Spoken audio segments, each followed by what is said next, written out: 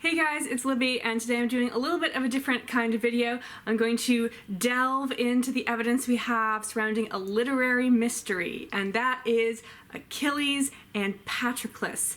Did they bang? I've been wanting to talk about this for a while because I feel like people make claims about this with a lot more confidence than is justified from the evidence that is available to us. And I majored in ancient Greek, so I have read the relevant texts, definitely in English, and large sections of them in Greek. So I have a lot to say on this topic, and I can't really fit it into a tweet, so I'm just gonna make this video so that I can reference back to it, because you can put a YouTube link in a tweet. So the first question we have to address before we can get to were they lovers was, did Achilles and Patroclus exist?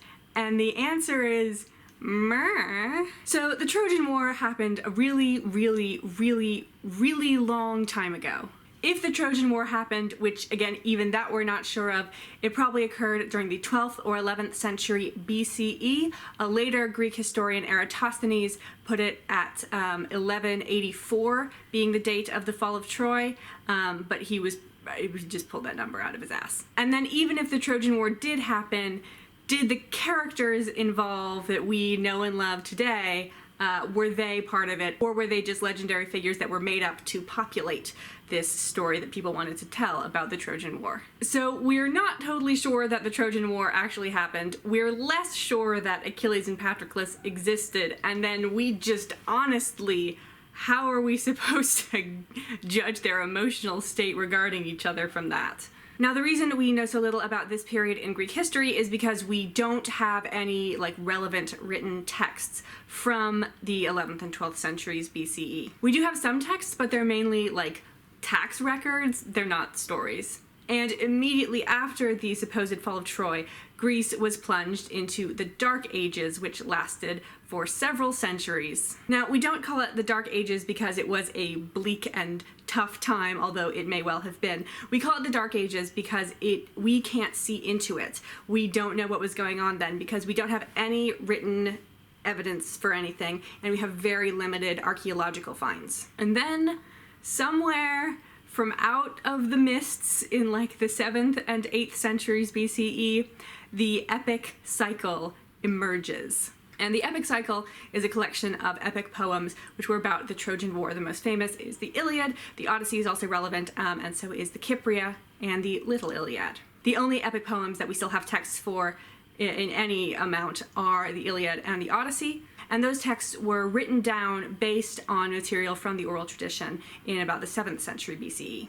And then it is from these poems that all other stories about the Trojan War emerge. Everyone writing about the Trojan War is either basing their work on the epic cycle, or they're basing it on something that was based on the epic cycle. So if there is any truth that we can pull out of the history of the Trojan War, it is from the epic cycle. So, what does the Iliad have to say about the relationship between Achilles and Patroclus? Honestly, it's pretty straight. Achilles and Patroclus are kinsmen and very good friends. They care about each other a lot. They do have a sort of special relationship in that Patroclus is able to call out Achilles when he's being an ass. But Achilles' romantic interest in the Iliad, to the extent that he has one, is Briseis. Right now, I want to take a moment to remind everyone that the Iliad is not about the entirety of the Trojan War. It covers about 3 weeks in the final year of the siege. So the abduction of Helen is not in it. The Trojan horse is not in it. The death of Achilles is not in the Iliad. The Iliad only covers the fight between Agamemnon and Achilles, about which of them will get to have sex with Briseis. Achilles losing that fight and therefore refusing to fight on behalf of the Greeks getting pummeled, Patroclus leading the Myrmidons into battle on behalf of Achilles, Patroclus dying to Hector, Achilles finally re-entering the battle to kill Hector because Hector killed Patroclus, Achilles desecrating Hector's body, Priam, the king of Troy, finally asking for Hector's body to be returned, and Achilles returning the body of Hector, which is then given a proper funeral, and that is the end. In Book 1, where we see the beginning of the conflict between Achilles and Agamemnon, Achilles says that he's angry because of the disrespect that has been shown to him by Briseis being taken from him. Later in Book 9, which contains the embassy to Achilles scene, he says that it's because he was in love with her. Now, in case you don't trust the translations, I will give you the actual Greek. He calls her his alochon thumareia, which smoothly translates to beloved wife, literally translates to the companion of my bed that is suited to my heart.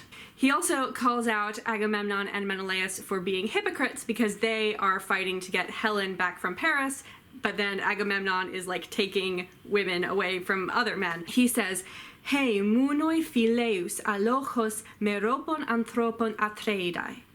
Epe hostis aner agathos kai ekethron ten autu phile kai kedetai hos kai ego ten ekthumo phileon durikteten per eusan, which I would translate as Agamemnon and Menelaus, are they the only ones among men who love their wives?